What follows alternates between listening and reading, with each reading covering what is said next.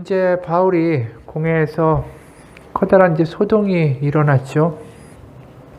거의 바울을 찢어 죽이려고 하는 그러한 모습까지 이제 드러났었습니다. 이제 바울이 그런 이제 소요 가운데 휘말리자 당연히 천부장이 그런 안토니오 요새로 데려가서 옥에 가두게 됩니다. 그런데 이런 엄청난 분란을 일으킨 바울이 그냥 간단하게 그 유대인들의 원성에서 자유롭게 되기가 어렵죠. 사두개인들을 그렇게 모욕을 해버렸으니 사두개인들 입장에서는 어떻게든 보복을 하려고 할 거고, 그렇기 때문에 바울을 암살하겠다라는 암살단이 조직되게 됩니다. 그게 한 40여 명 정도 되는 거예요. 그래서 12절, 13절, 14절 보면 날이 새매 유대인들이 당을 지어 맹세하되 바울을 죽이기 전에는 먹지도 아니하고 마시지도 아니하겠다 하고 이같이 동맹한 자가 40여 명이더라. 대제사장들과 장로들에게 가서 말하되 우리가 바울을 죽이기 전에는 아무것도 먹지 않기로 굳게 맹세하였으니. 그래서 이제 그들이 어떻게 했냐면 15절에 이제 너희는 그의 사실을 더 자세히 물어보려는 척하면서 공회와 함께 천부장에게 청하여 바울을 너희에게로 데리고 내려오게 하라. 우리는 그가 가까이 오기 전에 죽이기로 준비하였노라. 그러니까 이제 바울을 공회에 불러서 다시 한번 묻겠다라고 천부장한테 부탁하라는 거죠. 그리고 천부장이 이에 응해서 바울을 보내면 길목에서 급습해가지고 바울을 죽여버리겠다. 그러니까 호송하는 로마 군인들과의 대치가 있고 자기들이 죽을지언정 바울은 꼭 죽이고 말겠다. 아주 강한 결의를 가지고 있는 거죠. 바울을 죽이기까지는 자기가 먹고 마시지도 않겠다. 근데 뭐 이들의 결단과 결심이 무슨 소용이 있겠어요. 사실은 바울에게 이미 하나님이 말씀하셨죠. 그게 11절이에요. 옥에서 그날 밤에 주께서 바울 곁에 서서 이르시되 담대하라. 네가 예루살렘에서 나이를 증언한 것 같이 로마에서도 증언하여야 하리라 하시니라. 이미 바울을 로마에 보내겠다고 하나님이 결정하신 것인데 40인의 결세대가 아무리 결단을 내리고 결심을 한다 할지라도 그들의 뜻대로 될 수가 없죠. 실제로 이제 바울의 생질이죠. 그 누이의 아들. 바로 그 청년이 이 음모를 알게 되고 바울에게 와서 알립니다. 이제 외삼촌한테 와서 알리고 바울은 백부장을 불러서 이 청년을 천부장에게 데리고 가라 라고 이야기해요. 그래서 이제 청년이 이 바울의 생질이 천부장을 만나게 되니까 천부장이 어떻게 반응하냐면 19절이에요. 천부장이 그의 손을 잡고 물러가서 조용히 묻되 내게 할 말이 무엇이냐. 여기서 이제 천부장의 마음이 드러나는 거죠. 손까지 잡고 조용한 곳에 가서 나한테 할 말이 뭐냐라고 묻는다라는 거예요. 아마도 거의 뭐 100%이 천부장 그렇게 생각한 거죠. 돈을 줄 것이다. 뇌물 줄 것이다. 그가 시민권을 얻게 된 게 돈을 바쳐서 된 사람 아닙니까? 그럼 그 돈을 다 정직하게 월급으로 모았겠어요? 다 이런 식으로 모은 거죠. 그리고 이제 바울이 공회에서 이미 사건을 어떻게 해결해 나가는지를 천부장이 봤잖아요. 바리새인들은 바울의 편이었고, 그리고 공회는 분명하게 이 사람이 종교적인 죄가 있다는 것을 명백하게 밝히지도 못했고, 그럼 자신이 천부장이고 예루살렘의 치안을 담당하는 고위 관리로서 이 바울을 그냥 무죄방면해도 문제가 없는 거예요. 아니, 공회에 세웠는데 공회에서 죄를 결단하지도 못했고, 특별하게 아무 그런 흠이 없다면 로마 시민이고, 그럼 천부장인 자신이 풀어줘도 그거 가지고 나중에 문제 삼으리가 아무도 없었던 거예요.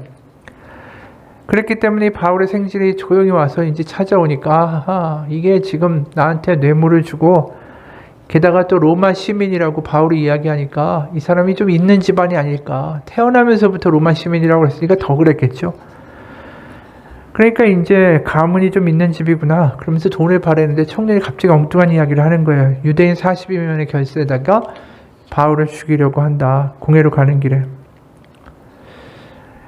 그리고 나서 21절에 지금 다 준비하고 당신의 허락만 기다리나이다. 당신이 이제 공회로 보내는 그 결정만을 40인의 암살단이 기다리고 있다. 이 소식을 천부장이 듣자마자 머리가 막 돌기 시작해요. 어차피 바울에게 돈하고 뇌물을 챙길 수 없다면 자신이 이 일로 뭔가 총독에게 환심을 사는 것도 가능하겠다. 그러면서 갑자기 바울을 뭐 풀어준다든가 아니면 공회로 가는 것을 거부하는 행동을 하는 게 아니라 갑자기 난데없이 총독 관저가 있는 가이사랴로 바울을 그 밤에 보내게 됩니다. 그게 23절이에요. 백부장 둘을 불러 이르되 밤 제3시에 가이사랴까지 갈 보병 200, 기병 70, 창병 200명을 준비하라. 그리고 바울을 말에 태우죠. 그리고 총독 벨릭스에게 보냅니다. 여기 제3시는 우리로 이야기하면은 9시예요, 밤. 성경에 나와 있는 모든 시간들은 6시간을 더해야지 우리의 시간이 되죠. 그럼 밤 9시. 지금이야 밤 9시가 밝지만 전기도 없는 그 시대에 밤 9시면 칠흑 같은 어둠이죠. 다들 잠자는 시간입니다, 당연히. 그런데 그 시간에 호위병력도 엄청나요. 천부장이라고 하면 거기서 가용할 수 있는 인원이 늘 천부장에서 1000명의 병력이 있는 건 아니니까. 거기서 거의 500명이 가까운 엄청난 군대 470명을 동원해가지고 죄수 1명을 밤에 호송합니다. 이게 지금 얼마나 황당한 일이에요. 470명이나 되는 그 보병의 기병에다가 창병까지. 그렇게 태워가지고 가이사랴로 보내는 건 뭐냐 하면 어차피 이 일을 크게 키워서 총독에게 자기가 뭔가 호감을 사야 되겠다라는 거예요. 그러니까 바울이 큰 사건이고 자신이 미중하고 바울을 어떻게든 죽이려고 하는 그런 엄청난 충돌의 그 위기의 상황에 예루살렘이 있는데 자신이 그것을 현명하게 잘 처리하고 구해내고 있는 것처럼 아예 자신의 출세를 위해서 이 사건을 좀 크게 만들어버리고 있는 거죠. 그 당시 총독은 벨릭스입니다. 그 빌라도 다음에 이제 계속 총독이 바뀌었죠. 그리고 이제 벨릭스인데 이 사람은 원래 노예였던 사람이 총독 자리까지 올라온 거예요. 굉장한 일이죠. 노예였던 사람이 어떻게 총독이 되겠어요. 왜냐하면 그 벨릭스의 형인 팔락스라는 사람이 그 황제의 총애를 받게 됩니다. 그러면서 이제 동생도 노예에서 다 같이 출세하게 된 거죠. 그러니까 그 로마 정권, 로마 안에 그 얼마나 암투가 많아요. 그런데 거기서 총독까지 올라갔다 대단한 사람이죠. 그러니까 이 사람한테 황제까지 쭉 가올 수 있는 선이 있는 걸 아니까 이 천부장이 잘 보이려고 애를 쓰는 거죠. 그러면서 편지에도 거짓말을 섞기 시작해요. 26절 보면 이제 무난하나이다 이러면서 27절에 이 사람이 유대인에게 잡혀 죽게 된 것을 내가 로마 사람인 줄 들어 알고 군대를 거느리고 가서 구원하여다가. 이건 아주 새빨간 거짓말이죠. 유대인들에게 거의 바울이 돌에 맞아 죽게 됐을 때 그가 무슨 사실 파악을 하고 바울을 구해낸 게 아니잖아요.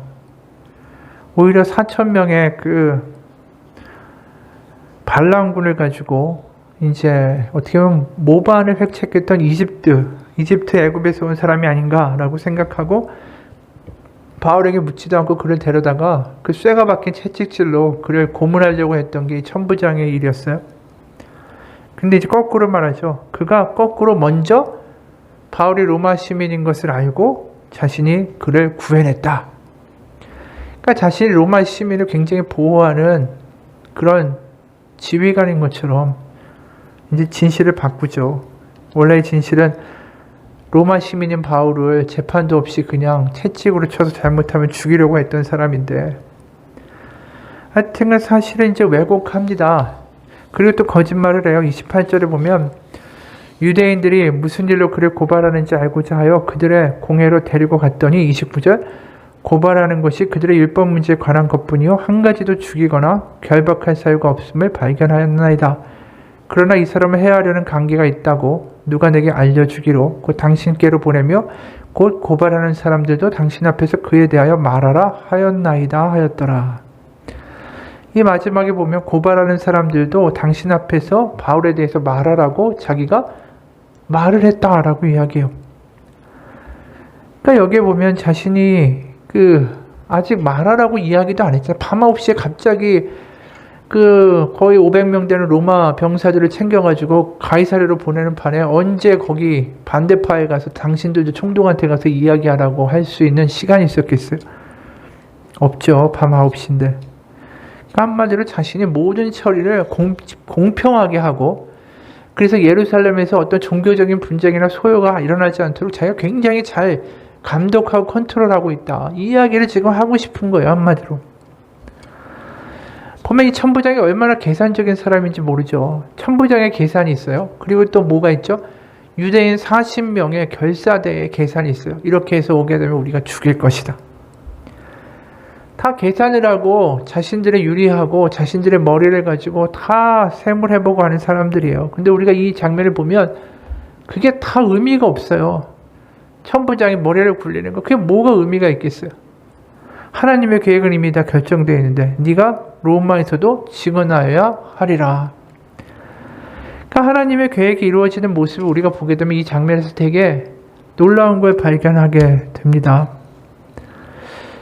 이 유대인 40명이 이렇게 결단을 하고 막 죽이겠다라고 덤벼들지 않았으면 천부장이 이런 식의 반응을 하지도 않았을 거고, 바울이 이런 사건들이 연결되지 않았으면 황제 앞에 설 수 있었겠어요? 로마까지 가서?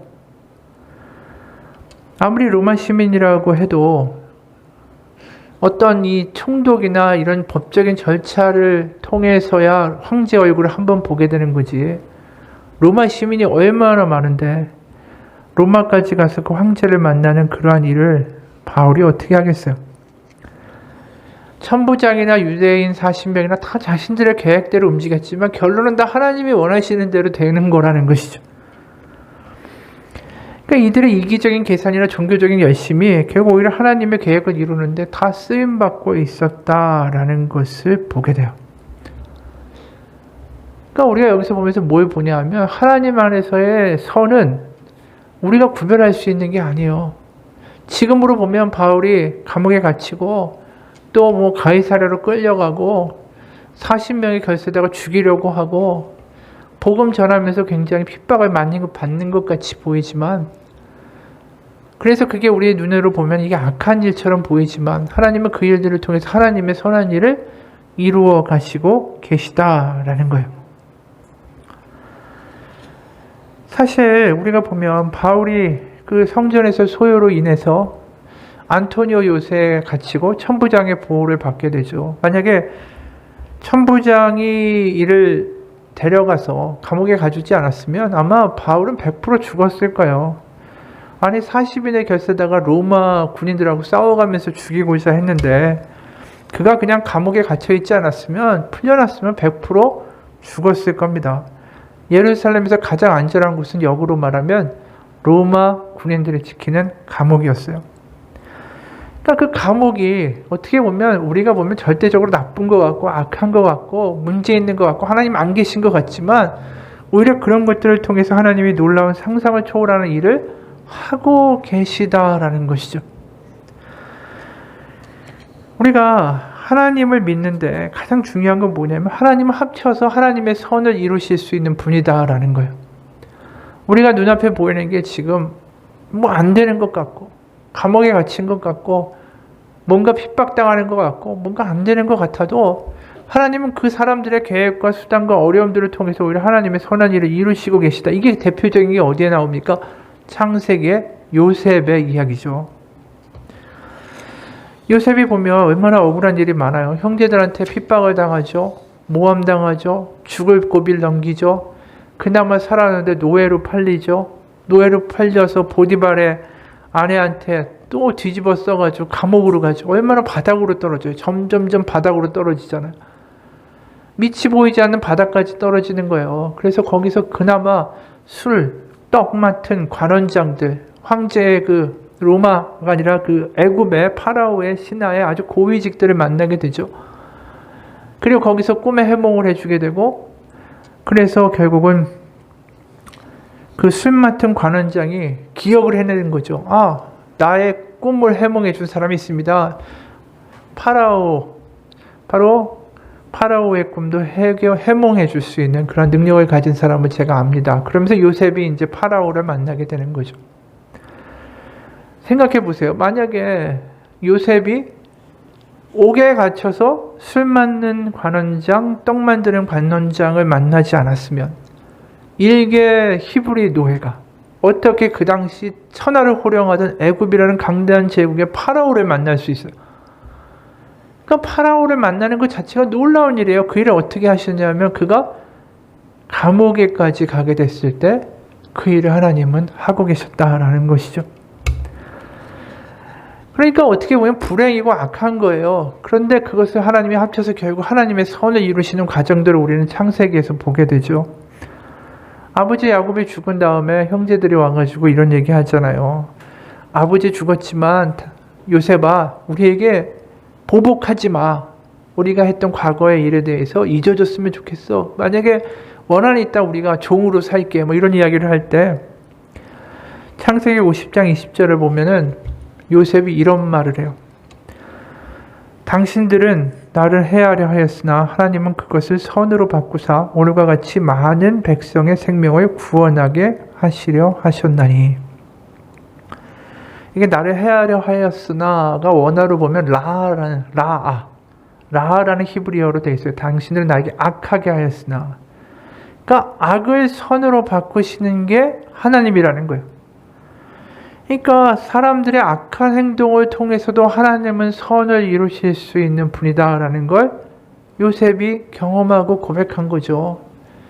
모든 게 악한 것처럼 보이지만 형제들에게 팔리고 보디발의 아내에게 누명을 쓰고 감옥에 가고, 하지만 그 모든 악으로부터도 하나님은 총리 대신을 만드시고 야곱의 일가를 가뭄으로부터 또 구해내시는 일을 하시는, 선을 이루실 수 있는 분이다.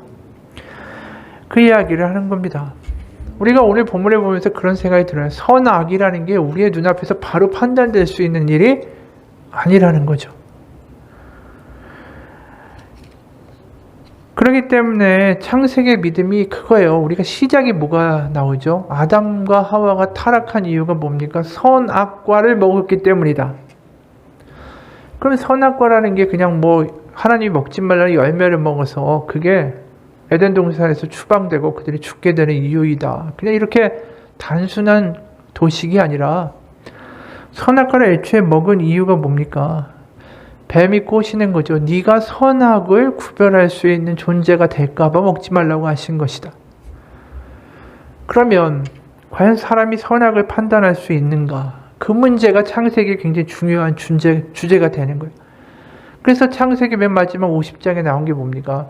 하나님만이 악에서도 선을 만드실 수 있는 분이고 우리는 선악을 이 시점에 이게 좋은 거다, 이게 결국은 나쁜 거다라는 것을 구별할 수 있는 능력을 가진 존재가 되지 못한다라는 게 창세기에 되게 중요한 주제예요. 아브라함의 믿음에 놀라운 게 뭐예요? 아브라함이 그 절정일 때, 믿음의 절정일 때 하나님이 그 이삭, 정말 눈에 넣어도 아프지 않은 그 아들, 믿음의 아들, 하나님이 주시는 아들, 100세에 낳은 아들을 죽이라고 하시잖아요. 그런데 아브라함이 이삭을 데리고 가서 죽이려고 해요. 그게 우리 입장에서는 뭐죠? 악한 일이에요. 말도 안 되는 일이고 억울한 일이고 어떻게 얼마나 기다려서 간신히 얻은 아들이고 그나마 이제 좀 키워가지고 얘를 통하여 대를 이어야 되는데 이 아이를 죽게 하신다고 하는 것은 너무나도 악한 일이죠. 우리가 볼 때. 하지만 아브라함이 이삭을 죽이려고 해요. 왜 할 수 있었을까? 그 마음엔 그게 있는 거예요. 우리가 볼 때 지금 이것이 악한 일이고 부정적인 일이지만 하나님이 이 일을 통해서도 하나님의 선한 일을 하실 것이다. 그걸 믿기 때문에 하나님의 선한 계획이 내 눈에 보이지 않지만 하나님은 선한 것을 이루어내실 분이다. 그걸 알기 때문에 죽이려고 한 거예요. 그 아브라함의 믿음의 결정적인 이 모습에서 우리는 뭘 보냐면 아브라함은 선악을 자신의 기준으로 판단하고 있지 않다라는 거예요.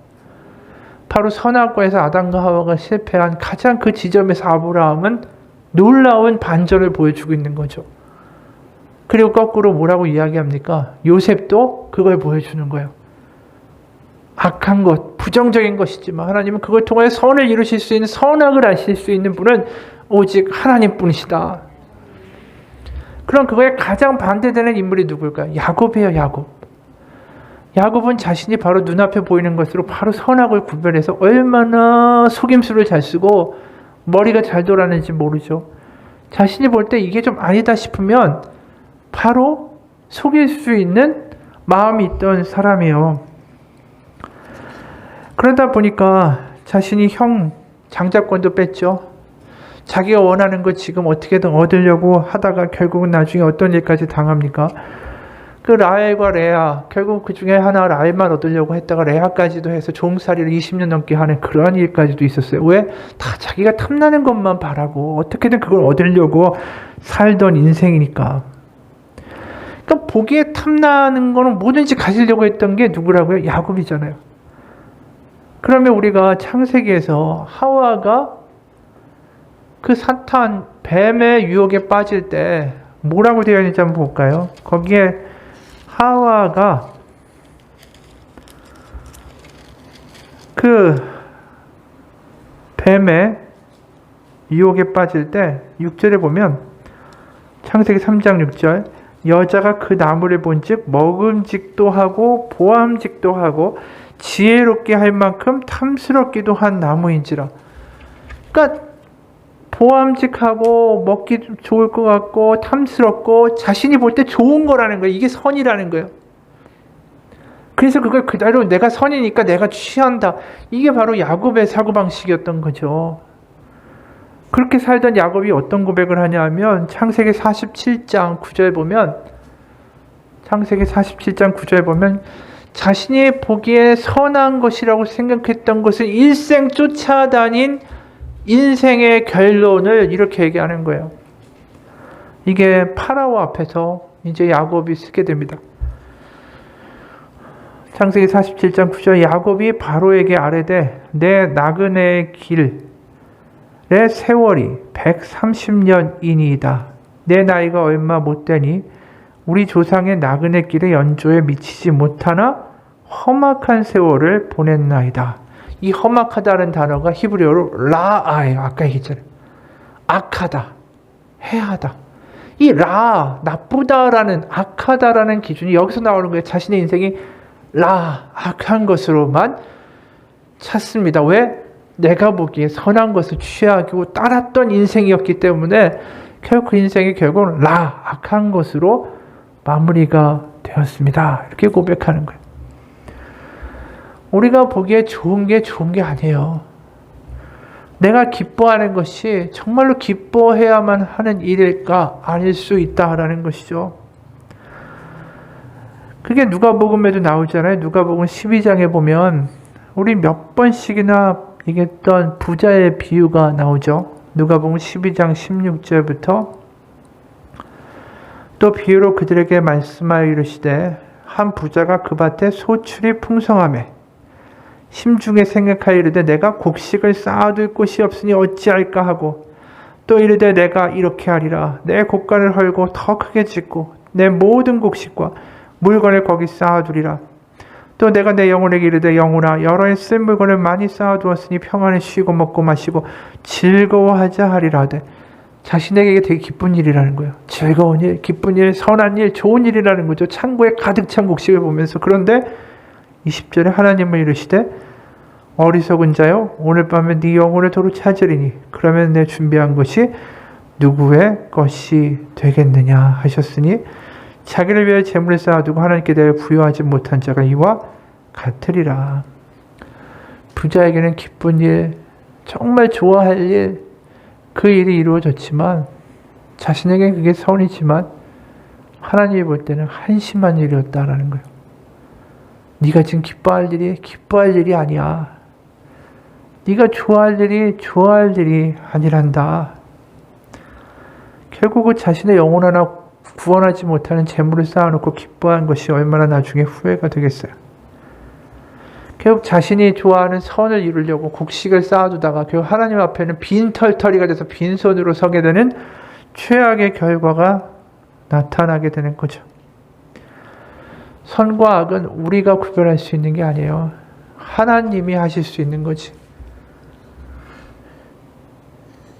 우리가 선악을 구별할 수 있다는 게 얼마나 교만한지 몰라요. 우리가 어떤 존재예요? 좀 전에 얘기했듯이 내일 죽을 것도 모르는 존재예요.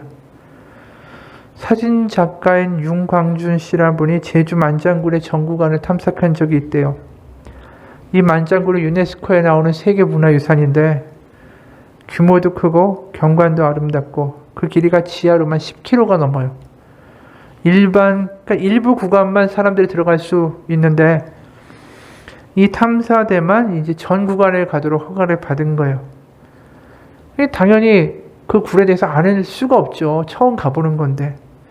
랜턴과 배터리와 물과 식량. 근데 지도도 없어요. 들어갔습니다.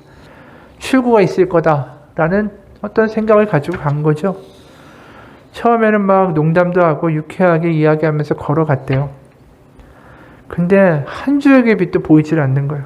지하 세계는 계속 연결되고 시간은 가지 않고 몸 하나 겨우 빠져나갈 만한 구멍을 빠져나가면 커다란 광장이 나오고 또 엄청난 수의 박쥐떼들이 천장에 매달려 있고 10km면 한 3시간이면 통과하겠다라고 했는데 막상 가는데 가도 끝이 보이지 않는 거예요.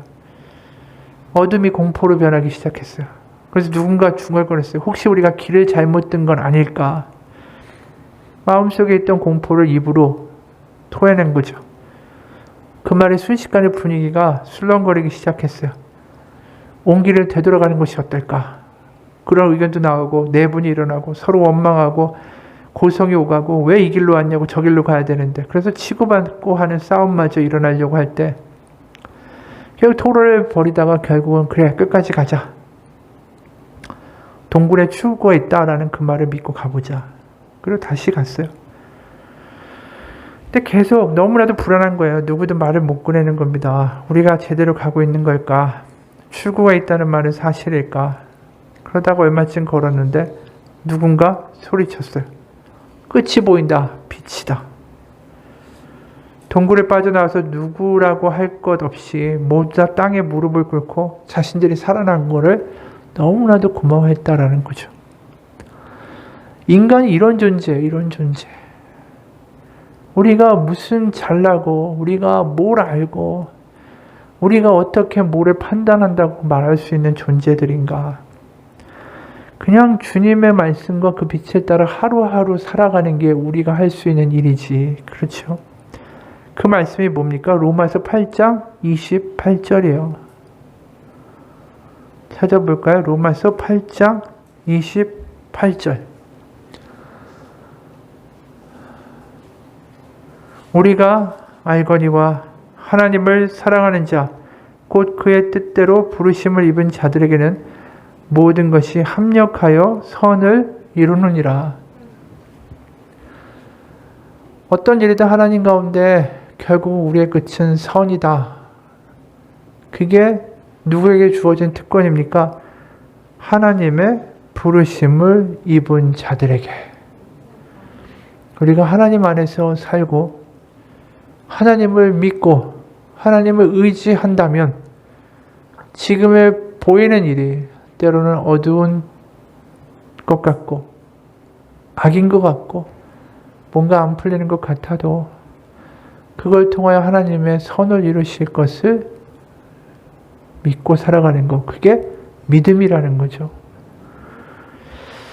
어느 미국인 부부의 간증이에요. 몇 해 전에 2살짜리 내 아들이 백혈병을 진단받았다. 그때 아내와 나는 하나님과 인생에 대해서 알고 있었다라고 생각했던 모든 것들이 가혹한 질문의 도마 위에 올라가는 것을 보아야 했다. 우리는 모든 인생의 기둥들이 산산이 무너지는 것처럼 느껴졌기 때문이다. 그러나 놀라운 것은 그때를 돌아보았을 때 당시 우리에게 무엇보다 필요했던 것은 복음을 묵상하고 또 묵상했던 것이다. 그 당시에 그 일들을 통해서 우리가 살 수 있었던 것은 천사의 방문을 통해서 아니다. 밤하늘의 별들에 새겨진 신비로운 메시지를 통해서 아니다. 바로 주일마다 예배를 드리면서 목사님의 설교에 귀를 기울이고 그 어둠의 동굴을 통과했다. 근데 우리 교회 목사님이 주일마다 우리에게 설교할 수 있었던 거 생각해보면 그분이 20년 전에 이 내슈빌이라는 곳에 교회를 개척했기 때문이었다. 그리고 목사님이 내슈빌에 교회를 개척할 수 있었던 건 그 전에 세인트루이스에서 신학교를 다닐 때 고향 내슈빌로 돌아갈 건지 세인트루이스에서 계속 머물지에 대해서 고민했기 때문이고, 훗날 목사님은 믿음으로 결단하고 내슈빌에 그레이스 커뮤니티 교회를 개척했다. 그리고 그로부터 20년이 지난 뒤에 아들을 백혈병에 걸린 바로 그 부부가, 젊은 부부가 소망과 믿음을 붙잡으려고 애쓰고 정체 없이 헤매다가 그 교회의 뒷문을 열고 들어갔다. 나는 하나님께서 목사님을 내슈빌에 오게 하시고 이 교회를 개척하기 시작하셨던 그때 이미 우리 가족을 염두에 두고 계셨다라고 믿는다. 물론 우리 가족만을 위해서 그러신 것은 아니다. 하나님은 분명히 우리 가족을 염두에 두고 그렇게 하셨다라는 것을 나는 믿는다. 우리는 주변에서 일어나고 있는 사건들을 다 알지 못한다. 그러나 그분은 수많은 하나님의 자녀들의 모든 유익을 위해서 그들이 전혀 모르는 그런 사건들을 통해 동시에 일하신다. 바로 로마서 8장 28절에 말하는 대로 모든 것이 협력하여 선을 이루느니라. 하나님이 이 모든 것을 예비하고 알고 계신다. 이게 이분의 간증이에요. 바로 딴 게 아니죠.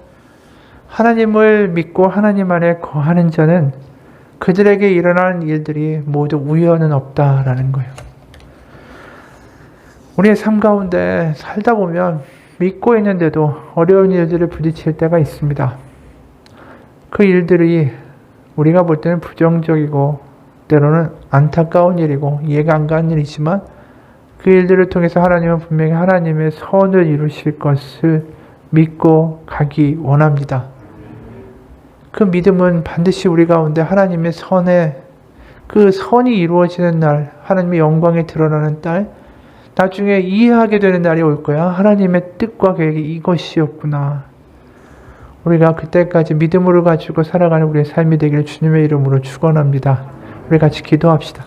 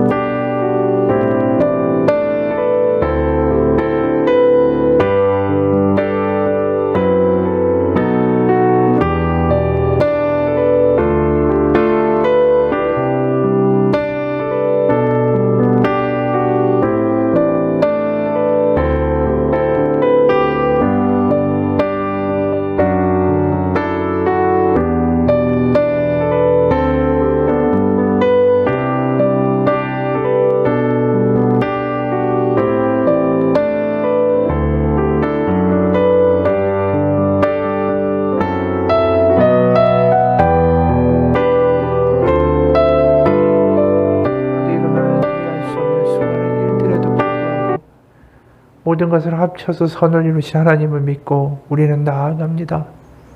하지만 하나님, 우리 연약함을 돌보시사 이 고통과 괴로움이 하나님 빨리 지나가게 하시고 하나님의 선한 계획이 빨리 우리의 눈앞에 하나님의 때에 이루어져서 하나님 우리가 기뻐하고 하나님을 찬양하는 날이 오기 원합니다. 하나님의 선하심을 믿고 오늘도 견디며 살아가는 우리의 공동체 지체 한 사람 한 사람들 가운데 하나님의 성령과 하나님의 은혜로 위로하시고 싸매시며 믿음의 경주를 완주할 수 있도록 하나님 붙들어 주시고 강건케 하여 주옵소서. 살아계신 우리 주 예수 그리스도의 이름 받들어 기도합니다. 아멘.